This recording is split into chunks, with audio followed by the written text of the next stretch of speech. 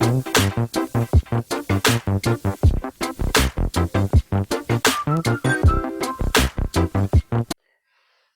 ભૌતિક વિજ્ઞાન ભાગ 2 માં પ્રકરણ 9 ની શરૂઆત આપણે કરીશું અને જે છે ઘન પદાર્થોના યાંત્રિક ગુણધર્મો, મિકેનિકલ પ્રોપર્ટીઝ ઓફ સોલિડ્સ.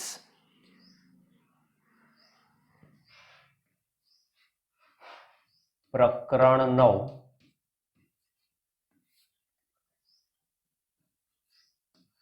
ઘન પદાર્થોના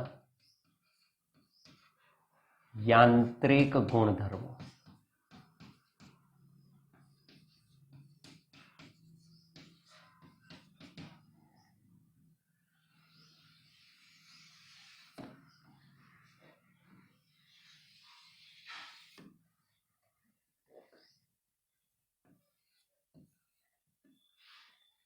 That is mechanical properties of solids.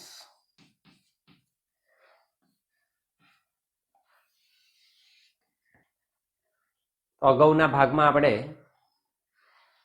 પ્રકરણ 7 માં દ્રઢ પદાર્થની ચાક ગતિનો અભ્યાસ કર્યો, રોટેશનલ મોશન.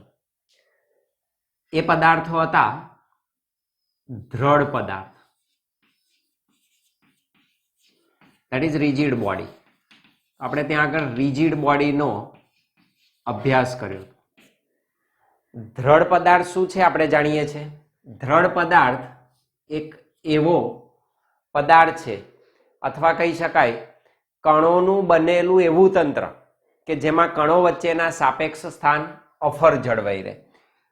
કણોનું બનેલું એવું તંત્ર કે જેમાં કણો વચ્ચેના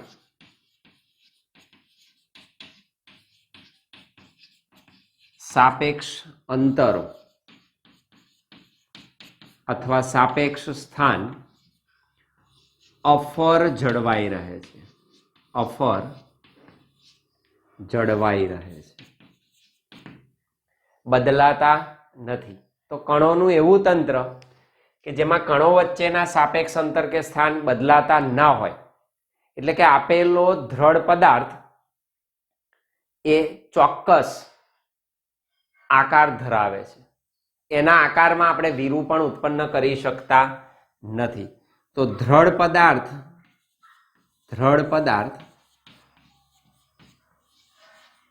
એક એવો ઘન પદાર્થ છે કે જેને ચોક્કસ આકાર અને કદ અથવા તમે કહી શકો પરિમાણ, કદ અથવા તો એને તમે કહી શકો પરિમાણ હોય છે. એને ચોક્કસ આકાર અને ચોક્કસ કદ હોય છે. દ્રઢ પદાર્થમાં વિરૂપણ ઉદ્ભવતું નથી. દ્રઢ પદાર્થમાં વિરૂપણ ઉદ્ભવતું નથી. વિરૂપણનો મતલબ એના આકારને કદમાં ફેરફાર થવો. તો કોઈ જ પ્રકારનો ફેરફાર ન થાય કારણ કે કણો વચ્ચેના સાપેક્ષ અંતર બદલા નથી. દાખલા તરીકે આ કાચને આપણે ઘન પદાર્થ તરીકે લઈ લઈએ તો આ પદાર્થ આવો ને આવો જ રહે છે. આમાં અત્યારે વિરૂપણ ઉદ્ભવતું નથી. તો કણો વચ્ચેના સાપેક્ષ અંતર અફર જળવાઈ રહેતા હોવાથી આ ઘન પદાર્થને આપણે અત્યારે દ્રઢ પદાર્થ તરીકે વિચારી શકીએ અને એમાં કોઈ વિરૂપણ ઉદ્ભવતું નથી. જો એ વિરૂપિત થાય, એનો આકાર બદલાય, કાચ તોડી નાખીએ તો એ વિરૂપિત થયો કહેવાય. તો એ પછી ઘન પદાર્થ બની જાય. અર્થાત ઘન પદાર્થમાં વિરૂપણ ઉદ્ભવી શકે પણ દ્રઢ પદાર્થમાં વિરૂપણ ઉદ્ભવતું નથી. અને આ તમે જુઓ તો આ એક આદર્શ સંકલ્પના છે. અર્થાત તમે કહી શકો વાસ્તવિક જીવનમાં, વાસ્તવિકતામાં, વ્યવહારિક વાત કરીએ આપણે તો દ્રઢ પદાર્થ જેવો કોઈ પદાર્થ અસ્તિત્વ ધરાવતો નથી. એટલે કે દ્રઢ પદાર્થ એ એક આદર્શ સંકલ્પના છે, આદર્શ વિભાવના છે, આદર્શ ખ્યાલ છે. તો એક આદર્શ વસ્તુ છે. આવો કોઈ પદાર્થ વ્યવહારમાં તમને મળી શકે નહીં, કારણ કે દરેક પદાર્થનું કંઈક ને કંઈક તમે એને ખેંચી શકો, દબાવી શકો, વાળી શકો. તો ઘન પદાર્થમાં આ પ્રકારના વિરૂપણ ઉત્પન્ન કરી શકાય છે. એટલે દ્રઢ પદાર્થ એક આદર્શ સંકલ્પના છે, એટલે કે વ્યવહારુ નથી. આ જ્યારે આપણે હવે વાત કરવાની છે તે છે વ્યવહારની, પ્રેક્ટિકલ મેટર્સની આપણે વાત કરવાની છે. તો દ્રઢ પદાર્થના સંદર્ભે અથવા ઘન પદાર્થના સંદર્ભે, હું સોલિડ્સ લઈ લઉં, ઘન પદાર્થ, તો ઘન પદાર્થના સંદર્ભે તમે વાત કરો વ્યવહારિક, તો વ્યવહારિક અર્થમાં આપણે જો વાત કરીએ તો એમાં તમે ફેરફાર કરી શકો. અર્થાત વ્યવહારિક દ્રષ્ટિકોણથી જો આપેલા ઘન પદાર્થ પર કોઈક પ્રકારનું વિરૂપક બળ, ઇટ ઇઝ કોલ્ડ ડિફોર્મિંગ ફોર્સ, જેના આકાર અને પરિમાણમાં ફેરફાર કરી શકતું હોય, કોઈક પ્રકારનું વિરૂપક બળ લગાડવામાં આવે તો તેના આકાર અને પરિમાણમાં ફેરફાર થાય છે. પ્રેક્ટિકલ બાબત છે. એને દબાવી શકાય, ખેંચી શકાય, વાળી શકાય, એ આપણે કરી શકીએ. દાખલા તરીકે તમે સ્ટીલની ફૂટપટ્ટી લઈ લો અને આમ બેન્ડ કરો તો એને વાળી શકાય છે, પછી એને છોડી દો પાછી મૂળ સ્થિતિમાં આવી જાય, જેની આપણે ખાસ વાત કરવાની છે હવે. તો એ જે વિરૂપક બળ લગાડ્યું એના આકારમાં કે એના પરિમાણમાં કે એના બંધારણમાં ફેરફાર કરતું જે તમે બળ લગાડો છો, ઇટ ઇઝ કોલ્ડ ડિફોર્મિંગ ફોર્સ, અથવા તો એને ગુજરાતીમાં આપણે કહી શકીએ વિરૂપક બળ. તો વિરૂપક બળ કોઈક પ્રકારનું લાગુ પાડો તેના આકાર અને પરિમાણમાં શું થાય છે? ફેરફાર થાય છે. તો એ ઘન પદાર્થ છે. એટલે આપણે વ્યવહારિક વાતમાં હવે આવીશું. હવે આપણે દ્રઢ પદાર્થની વાત નહીં કરીએ, કારણ કે એ આદર્શ સંકલ્પના છે, આવું કંઈ મળી શકે નહીં વ્યવહારમાં. તો વ્યવહારમાં જે ઘન પદાર્થો રહેલા છે એમાં વિરૂપક બળ લગાડતા એના આકાર અને પરિમાણમાં આપણે શું કરી શકીએ? ફેરફાર કરી શકતા હોઈએ છીએ. તો એ ફેરફાર શક્ય બને છે. આ વિરૂપક બળનો ગુણધર્મ છે જે એમાં ફેરફાર કરી શકે. આપણે જે શીખવાનું છે તો સૌથી મહત્વનો પહેલો આપણે એક પ્રશ્ન મૂકીએ કે જેના ઉપરથી આપણે આની શરૂઆત કરી શકીએ. તો એ પ્રશ્ન એવો છે કે સ્ટીલ અને રબર, આ બંને પદાર્થોમાંથી સૌથી વધુ સ્થિતિસ્થાપક કોણ? આ બંનેમાંથી સૌથી વધુ સ્થિતિસ્થાપક કોણ છે? સૌથી વધુ ઇલાસ્ટિક કોણ છે? તો ઇલાસ્ટિસિટીનો જે ગુણધર્મ છે, જેને આપણે સ્થિતિસ્થાપકતા તરીકે કહીએ છીએ, એ ગુણધર્મનો અભ્યાસ કરવાનો છે કે એના ઉપર આનો જવાબ રહેલો છે. કારણ કે દેખીતી રીતે આપણે એમ જોઈએ તો સ્થિતિસ્થાપકતા જેવો શબ્દ આપણા કાન ઉપર પડે એટલે તરત આપણા મગજમાં રબર આવી જાય કે રબરને તમે ખેંચો ને છોડી દો પોતાના મૂળ આકાર અને મૂળ પરિમાણમાં શું થાય છે? પરત ફરે છે. માન લો કે સ્ટીલ લઈ લીધું, ફૂટપટ્ટી લઈ લીધી, બેન્ડ કરી દીધી, તો અમુક હદ સુધી તમે એને બેન્ડ કરી શકો ને એનાથી વધારે કરો ને છોડી દો તો એ પોતાની મૂળ સ્થિતિમાં, મૂળ અવસ્થામાં પરત ફરતું નથી. તો એના ઉપરથી આપણા મગજમાં સીધું સ્ટ્રાઇક થાય કે રબર સૌથી વધુ સ્થિતિસ્થાપક હોવું જોઈએ. આપણે એનો જવાબ શોધવા તરફ જઈ રહ્યા છે. તો એના માટેનો ઘન પદાર્થનો, દ્રવ્યનો સૌથી અગત્યનો જો કોઈ ગુણધર્મ હોય તો એ છે સ્થિતિસ્થાપકતા. તો આપણે સ્થિતિસ્થાપકતાની વાત કરવી છે. સ્થિતિસ્થાપકતા, ઇલાસ્ટિસિટી કહેવાય એને, ઇલાસ્ટિસિટી. સ્થિતિસ્થાપકતાનો ગુણધર્મ, કયો પદાર્થ સૌથી વધુ સ્થિતિસ્થાપક છે એ આપણે સમજવું છે. મગજમાં સીધે સીધું રબર આવે છે.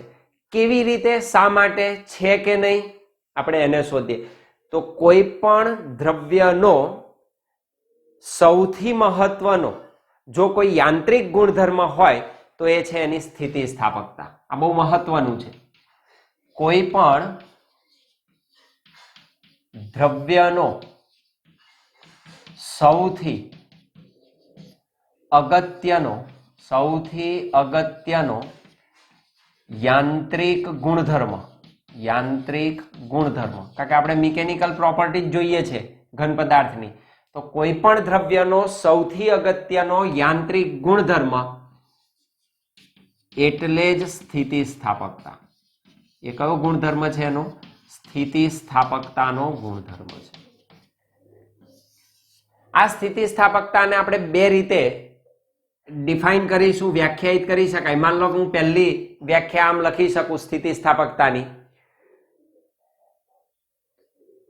પદાર્થનો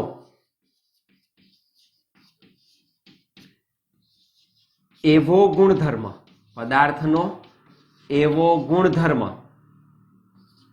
કે જેથી પદાર્થ પર જ્યારે વિરૂપક બળ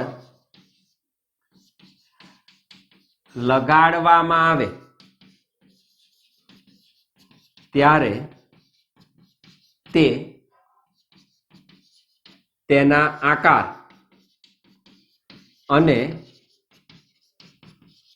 પરિમાણમાં થતા ફેરફારનો વિરોધ કરે.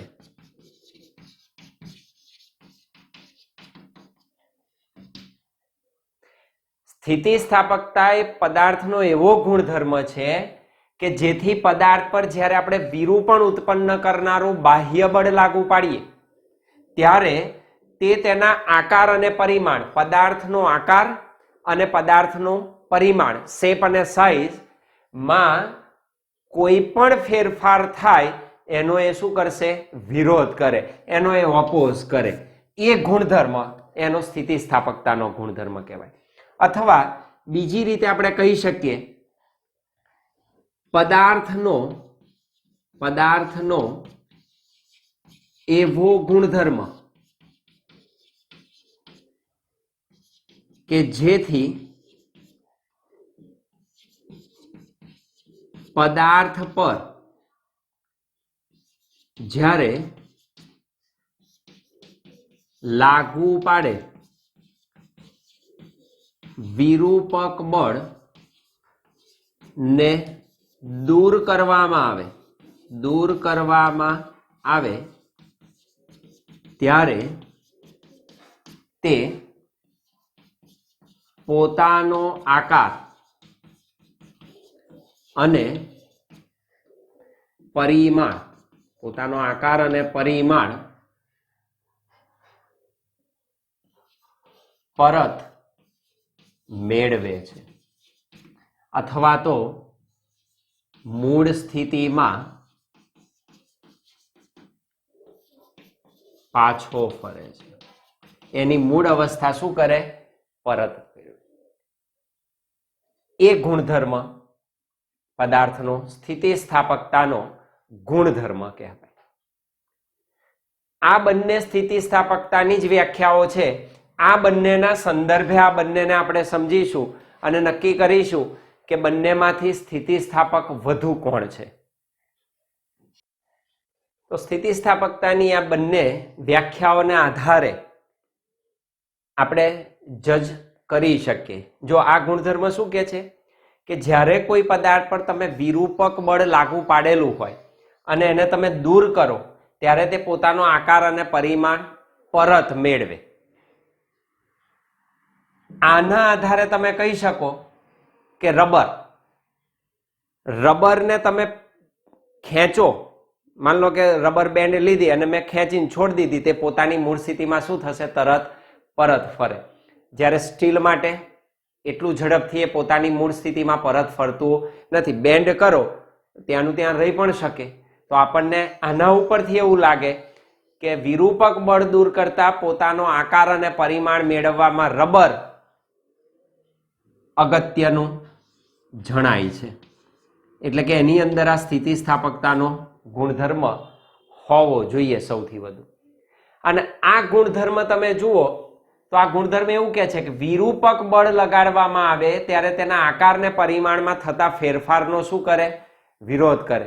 તો આ ગુણધર્મને આધારે આપણે એમ કહી શકીએ કે સ્ટીલ હોય ને, સ્ટીલને તમારે વાળવું હોય અથવા એના આકારમાં ફેરફાર કરવો હોય તો એટલો સહજતાથી કરી શકાય નહીં, કારણ કે એ ફેરફારનો શું કરે? વિરોધ કરે. અને રબરને તમે તરત જ ડિફોર્મ કરી શકો, એમાં વિરૂપણ તમે ઉત્પન્ન કરી શકો. તો આ ગુણધર્મને આધારે આપણે એવું કહી શકીએ કે સ્ટીલ સૌથી વધુ સ્થિતિસ્થાપક હોવું જોઈએ. તો એનો અર્થ એમ થઈ ગયો કે બેમાંથી એક વ્યાખ્યા સાચી ને બીજી ખોટી. આપણને એવો ભાસ થાય. આપણા પુસ્તકમાં આને વ્યાખ્યા તરીકે વધારે ગણેલ છે.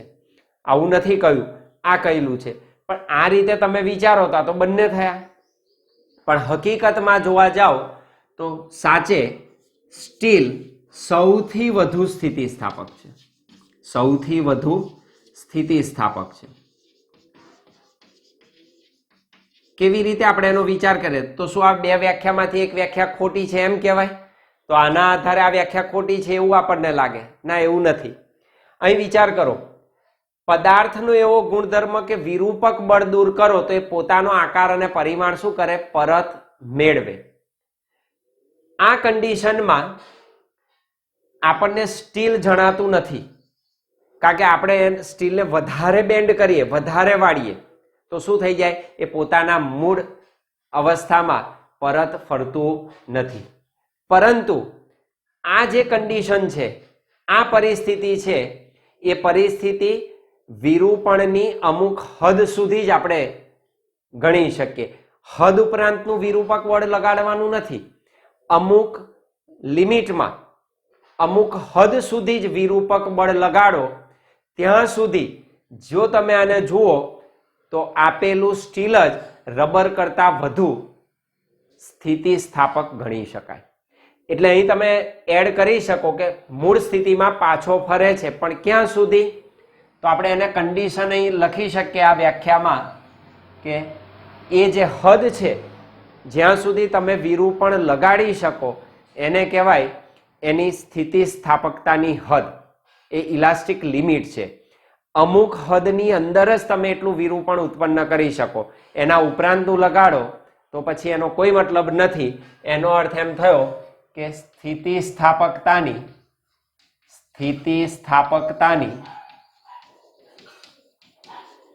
હદ સુધી વિરૂપક બળ લાગુ પાડી શકાય. એનાથી વધારે નહીં. અમુક હદ સુધી જ તમારે વિરૂપણ ઉત્પન્ન કરનારું બળ લાગે. તમે જો સ્ટીલની ફૂટપટ્ટી હોય આપણી પાસે અને સ્ટીલની ફૂટપટ્ટીને તમે સહેજ બેન્ડ કરો અને છોડ દો તો ફટ દઈને પોતાની મૂળ સ્થિતિમાં પરત ફરે. રબર નહીં કરી શકે એવું.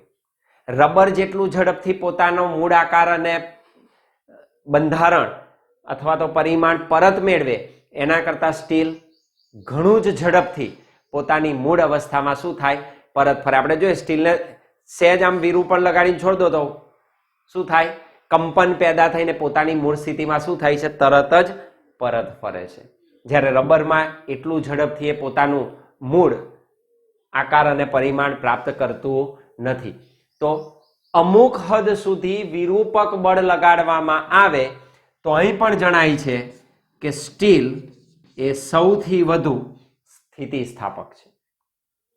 તો આ દ્રષ્ટિકોણથી આપણો જે પ્રશ્ન હતો કે સ્ટીલ અને રબરમાં સૌથી વધુ સ્થિતિસ્થાપક કયું, જો તમારા મનમાં વર્ષોથી એ ખ્યાલ હોય કે રબર સૌથી વધુ સ્થિતિસ્થાપક, તો એનો છેદ ઉડાડી દેવાનો. સાયન્ટિફિક દ્રષ્ટિકોણથી, આ વૈજ્ઞાનિક અભિકોણથી, તો આ વૈજ્ઞાનિક અભિગમ કેળવી આપણો દ્રષ્ટિકોણ આપણે સુધારી શકીએ અને કહી શકીએ કે સ્ટીલ એ સૌથી વધારે શું છે, સ્થિતિસ્થાપક છે. વિરૂપક બળ અમુક હદ સુધી લગાવવાનું હોય, એની કન્ડિશનો હોય ત્યાં સુધી.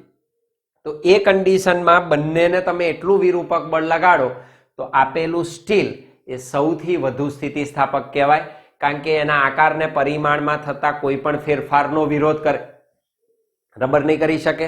અને અમુક હદ સુધી જ્યારે આ લાગુ પાડો અને એ વિરૂપક બળને દૂર કરો તમે, તો તરત જ સ્ટીલ પોતાની મૂળ અવસ્થામાં શું થશે, પરત ફરશે. રબર એટલું ઝડપથી પોતાની મૂળ અવસ્થા પરત પ્રાપ્ત કરતું નથી. તો સ્ટીલ અને રબરમાં સૌથી વધુ સ્થિતિસ્થાપક એ સ્ટીલ છે. તો સ્થિતિસ્થાપકતા એ પદાર્થનો એવો ગુણધર્મ છે કે જ્યારે જે તે પદાર્થ પર લાગુ પાડેલ વિરૂપક બળને દૂર કરતા પદાર્થ પોતાનો મૂળ આકાર અને પરિમાણની અવસ્થા પ્રારંભિક જે હતી એ મૂળ અવસ્થા પ્રાપ્ત કરે છે. એવા ગુણધર્મને પદાર્થનો સ્થિતિસ્થાપકતાનો ગુણધર્મ કહેવાય. અને આ સ્થિતિસ્થાપકતાનો ગુણધર્મ ધરાવતો પદાર્થ સ્થિતિસ્થાપક પદાર્થ થયો. અને જે વિરૂપક બળ આપણે લાગુ પાડ્યું, વિરૂપણ ઉત્પન્ન કરનાર જે બળ લાગુ પાડ્યું, તો સ્થિતિસ્થાપકતાના સંદર્ભમાં એવા વિરૂપણ ઉત્પન્ન કરનાર બળને સ્થિતિસ્થાપક વિરૂપણ થયું એમ આપણે કહી શકીએ. તો એ સ્થિતિસ્થાપક વિરૂપણ છે. આનાથી ઉલટું, જો પદાર્થ પર લાગુ પાડેલ વિરૂપક બળ દૂર કરતા પદાર્થ પોતાનો પ્રારંભિક આકાર અને પરિમાણ પુનઃ પ્રાપ્ત કરી શકે નહીં, તો તેવા ગુણધર્મને પદાર્થની પ્લાસ્ટિસિટી કહેવાય. એને શું કહેવાય? પ્લાસ્ટિસિટી. તો એની પ્લાસ્ટિસિટી છે. તો પ્લાસ્ટિસિટી શું છે? એવો ગુણધર્મ કે આપેલા પદાર્થ ઉપર વિરૂપક બળ લગાડીને તમે એને દૂર કરો તો એ કદાપી પોતાની મૂળ અવસ્થામાં પરત ફરી શકે નહીં. તો એ ગુણધર્મને પ્લાસ્ટિસિટી કહેવાય. અને જે પદાર્થ પ્લાસ્ટિસિટીનો ગુણધર્મ ધરાવતો હોય એને આપણે પ્લાસ્ટિક તરીકે ઓળખીએ છીએ. એ પ્લાસ્ટિક તરીકે ઓળખાય. આ સંદર્ભમાં આપણે એમ કહી શકીએ કે લુગદી, પુટ્ટી, કલર, જેને આપણે લાફી તરીકે ઓળખીએ છીએ, કલર કામ કરાવતા હોઈએ તો સૌ પ્રથમ લાફી લગાવવામાં આવે એટલે કે લુગદી લગાવવી પડે. તો લુગદી શું છે?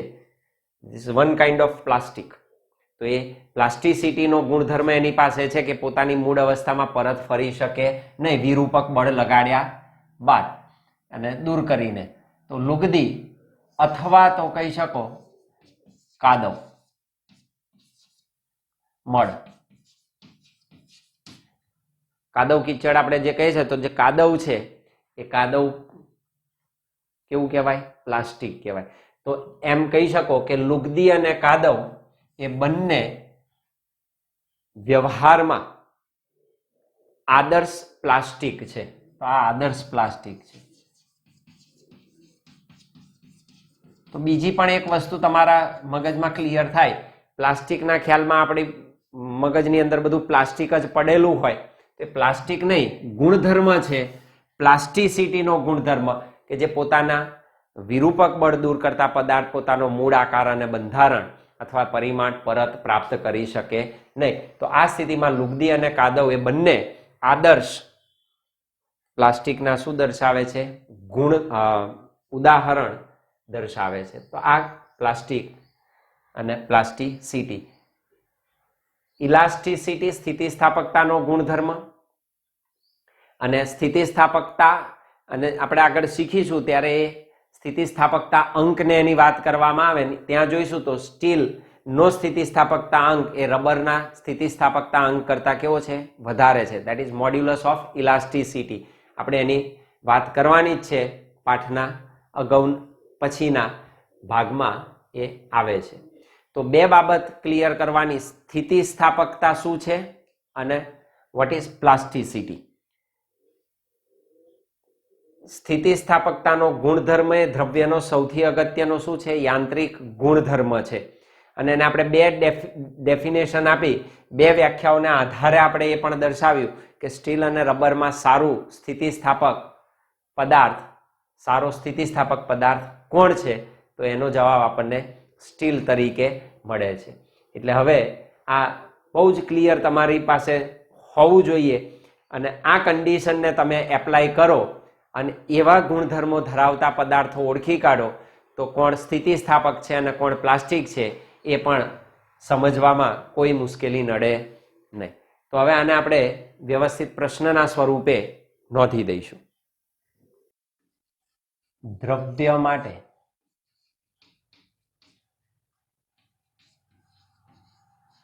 સ્થિતિસ્થાપકતા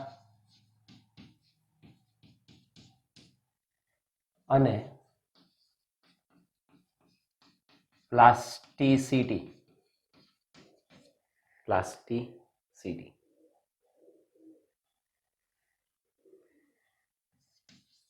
ગુણધર્મો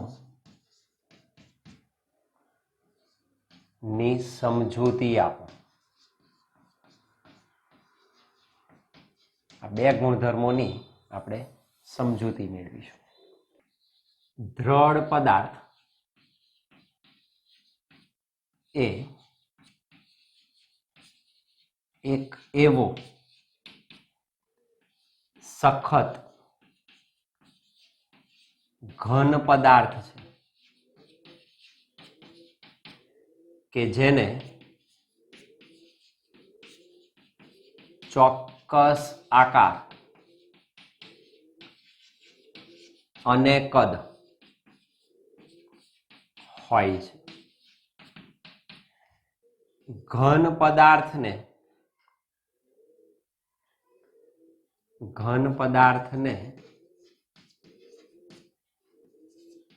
દ્રઢ પદાર્થ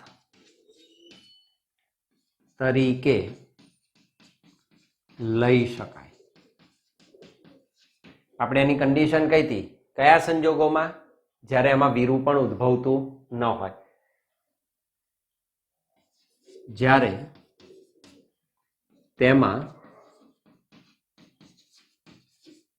વિરૂપણ ઉદ્ભવતું ન હોય એ કન્ડિશનમાં તમે ઘન પદાર્થને દ્રઢ પદાર્થ તરીકે લઈ શકો. પરંતુ વ્યવહારની વાત કરો તો ઘન પદાર્થને આપણે વિરૂપિત કરી શકીએ. એટલે કે દ્રઢ પદાર્થને પણ વિરૂપિત કરી શકાય.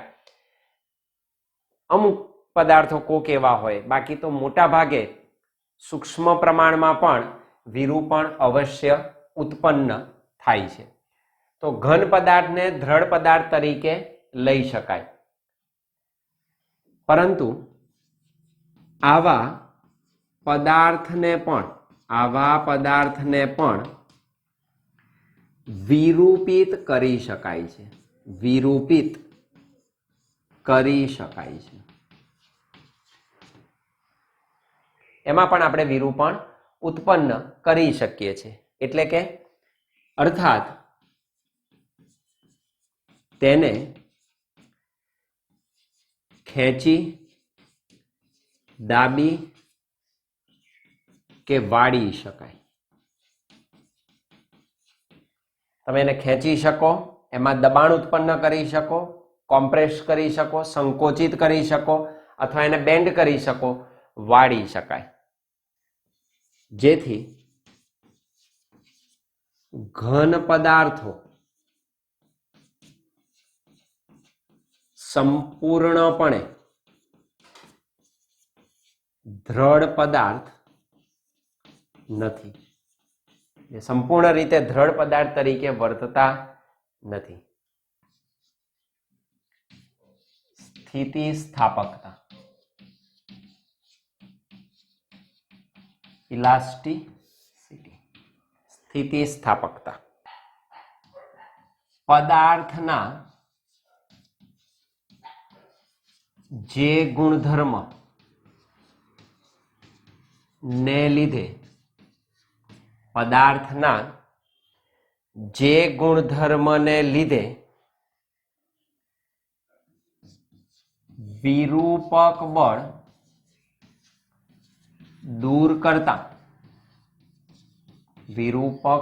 દૂર કરતા તે પોતાનો મૂળ આકાર અને પરિમાણ પુનઃ પ્રાપ્ત કરે તેને તેની સ્થિતિસ્થાપકતા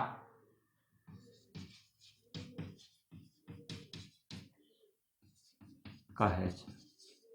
એ જે ગુણધર્મ એની ઇલાસ્ટિસિટી કહેવાય, એનો સ્થિતિસ્થાપક ગુણધર્મ કહેવાય. અને આમાં જે વિરૂપણ ઉત્પન્ન થાય એ સ્થિતિસ્થાપક વિરૂપણ છે. ક્ષણિક હોય, છોડી દો એટલે પોતાની મૂળ અવસ્થા પ્રાપ્ત કરે. સ્થિતિસ્થાપક વિરૂપણ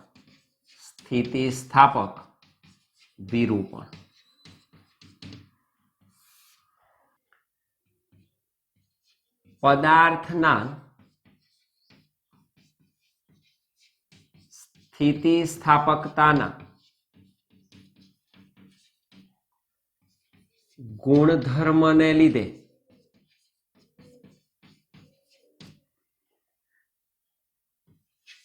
ઉદ્ભવતા વિરૂપણને સ્થિતિસ્થાપક વિરૂપણ કહે છે.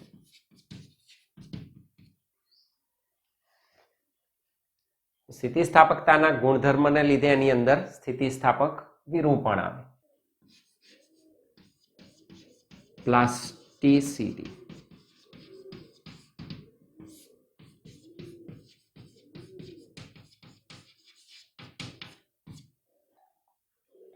તો એનો મૂળ આકાર કે મૂળ પરિમાણ પુનઃ પ્રાપ્ત કરવાની જે પદાર્થ વૃત્તિ ધરાવતો ન હોય એ પ્લાસ્ટિસિટીનો ગુણધર્મ ધરાવે છે તેમ કહેવાય.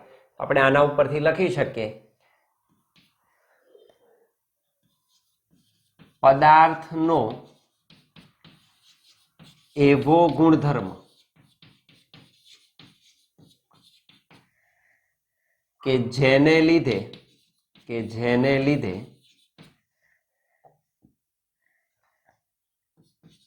વિરૂપક બળ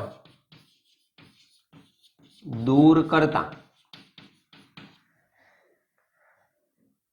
તે પોતાનો મૂળ આકાર કે પરિમાણ પુનઃ પ્રાપ્ત કરવાની વૃત્તિ ધરાવતો ન હોય, વૃત્તિ ધરાવતો ન હોય, એની આ વૃત્તિ નથી, આમાં એ વૃત્તિ છે, તો પુનઃ પ્રાપ્ત કરવાની વૃત્તિ ધરાવતો ન હોય તો તેને પ્લાસ્ટિસિટી કહે છે. એને એનો પ્લાસ્ટિસિટીનો ગુણધર્મ કહેવાય. અને એ ગુણધર્મને લીધે અંદર જે વિરૂપણ ઉદ્ભવે એને એનું પ્લાસ્ટિક વિરૂપણ કહેવાય. તમે પ્લાસ્ટિક વિરૂપણ લખી શકો, આપણે લખી રાખીએ પ્લાસ્ટિક વિરૂપણ. શબ્દો પાછળ આવશે જ હમણાં ચેપ્ટરમાં. પ્લાસ્ટિક વિરૂપણ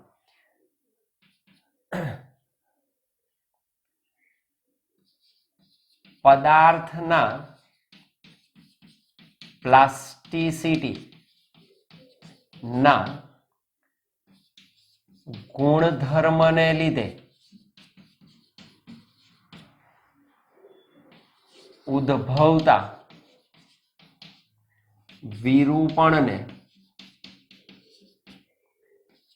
પ્લાસ્ટિક વિરૂપણ કહે છે.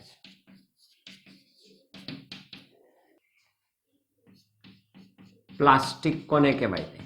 પ્લાસ્ટિક. તો આપણે હમણાં લુગદી અને કાદવની વાત કરી. લુગદી અને કાદવના પિંડ પર એના ગોળા બનાવી દઈએ આપણે. કાદવ અને લુગદીના ગોળા બનાવી દો અને એના ઉપર શું લગાડીએ આપણે? વિરૂપક બળ લાગુ પાડીએ. લુગદી અને કાદવના પિંડ પર જ્યારે જો બળ લગાડવામાં આવે તો એમાં વિરૂપણ ઉત્પન્ન થાય. એ પોતાનો આકાર અને પરિમાણમાં શું કરશે? ફેરફાર કરે.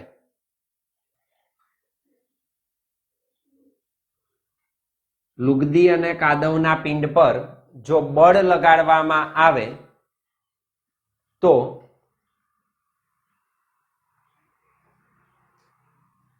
તેમાં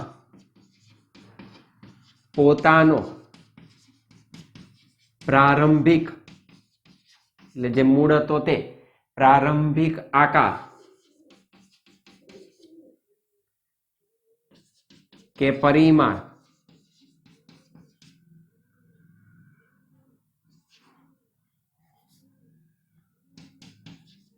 પ્રાપ્ત કરવાની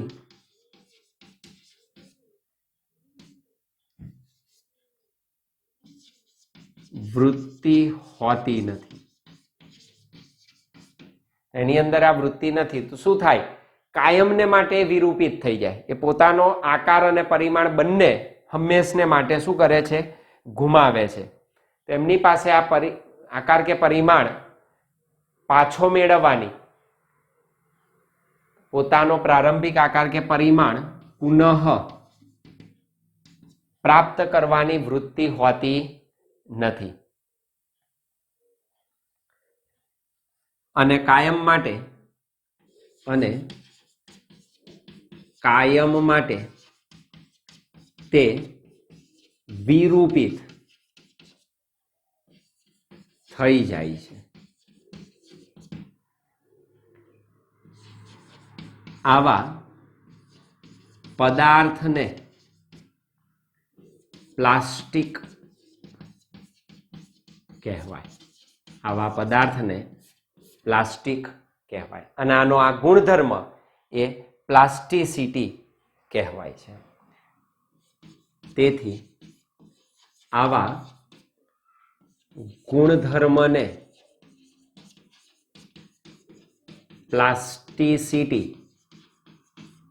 કહે છે. એટલે આપણે કહી શકીએ કે આદર્શ સ્થિતિમાં લુગદી અને કાદવ એ બંને જાણીતા ઉદાહરણો છે પ્લાસ્ટિકના. આદર્શ પ્લાસ્ટિક. કોણ? લુગદી અને કાદવ. આ બંને આદર્શ પ્લાસ્ટિક છે, ભૂલી ના જવાય. પ્લાસ્ટિકમાં પ્લાસ્ટિક નહીં આવતું, ગુણધર્મ જોવાનો. બે સૌથી અગત્યના શબ્દો અથવા જેને આપણે કહીએ બે સૌથી અગત્યની રાશિઓની આ પાઠમાં વાત કરવાની છે કે જેના ઉપર આખો પાઠ રચાયેલો છે. અને એ બે શબ્દો બહુ મહત્વના છે જે સમગ્ર પાઠ દરમિયાન આવશે ને એના ઉપર જ આપણે ફોકસ કરવાનું છે. એક છે પ્રતિબળ,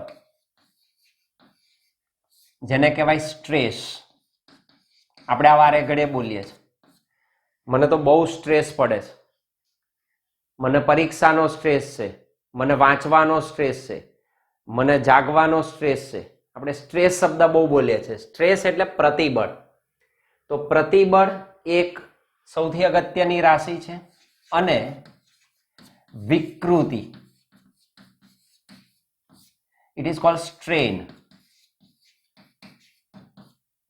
સ્ટ્રેન એટલે વિકૃતિ. તો આ સમગ્ર પાઠમાં બે રાશિઓ બહુ મહત્વનો ભાગ ભજવશે. એક છે પ્રતિબળ અને વિકૃતિ. હવે પછી આના ઉપર જ આપણું બધું ફોકસ રહેશે, પ્રતિબળ અને વિકૃતિ ઉપર. જે પ્રતિબળ છે એ 3 પ્રકારના શીખવાના છે. તો આના ટાઈપ્સ જે છે, પ્રકાર છે, એ આપણે 3 પ્રકારની વાત કરીશું પ્રતિબળમાં. એ જ રીતે વિકૃતિ એ આપણે 3 પ્રકારની શીખવાની. તો પ્રતિબળ અને વિકૃતિ બંને 3 પ્રકારના આપણને મળશે. માન લો કે નંબર 1, પહેલું પ્રતિબળ જે છે એને આપણે કહીશું સંગત પ્રતિબળ.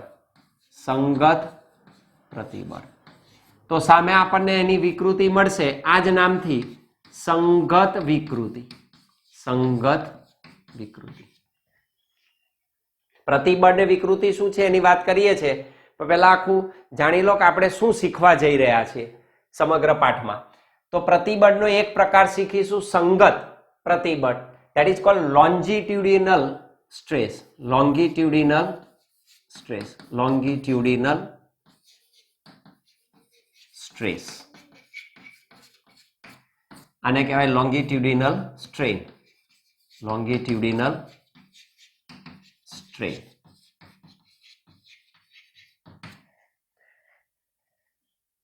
સંગત પ્રતિબળ અને સંગત વિકૃતિમાં 2 ભાગ મળે. તો આનાય 2 પ્રકાર આપણને મળશે.